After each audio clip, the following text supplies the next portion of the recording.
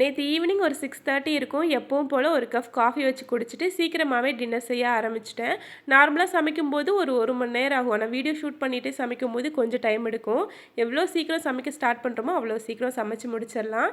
நேற்று டின்னருக்கு பூரி, அது கூடவே இந்த வெள்ளை கொண்டக்கடலை வச்சு ஒரு சூப்பர் டேஸ்டியான குருமா தான் பண்ணியிருந்தேன். ஃபஸ்ட்டு குக்கரில் கொண்டக்கடலை வேக போட்டுட்டு அப்படியே பூரிக்கும் மாவு பிசைஞ்சு எடுத்து வச்சுட்டேன். இந்த கிரேவிக்கு ஒரு பல்லாரி ரஃபாக கட் பண்ணிக்கணும்.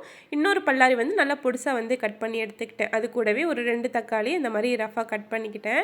இப்போ இந்த கிரேவிக்கு ஒரு மசாலா ரெடி பண்ணிக்கலாம்.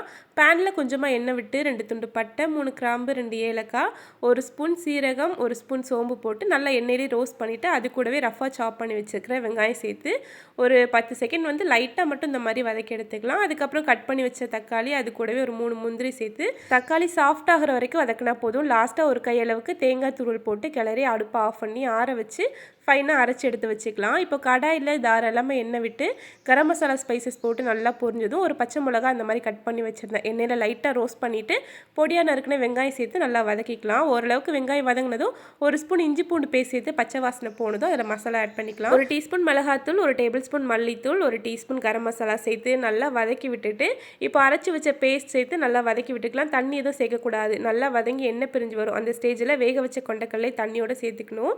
தேவையான அளவுக்கு உப்பு சேர்த்து நல்லா கொதிக்க வச்சு கிரேவி நல்லா திக்காகி எண்ணெய் பிரிஞ்சு வரும். லாஸ்ட்டாக கொத்தமல்லி தழை தூவி ஆஃப் பண்ணிட வேண்டியதுதான். கிரேவி கொதிச்சுட்டு இருக்கும்போதே பூரிக்கு தேய்ச்சி வச்சுட்டேன். பூரி நல்லா புசு புசுன்னு அவ்வளோ சாஃப்டாக வந்திருந்தது. பூரிக்கு மட்டும் இல்லை, இட்லி, தோசை, சப்பாத்தி எல்லாத்துக்கூடமே இந்த குருமா நல்லாயிருக்கும். செஞ்சு பாருங்கள்.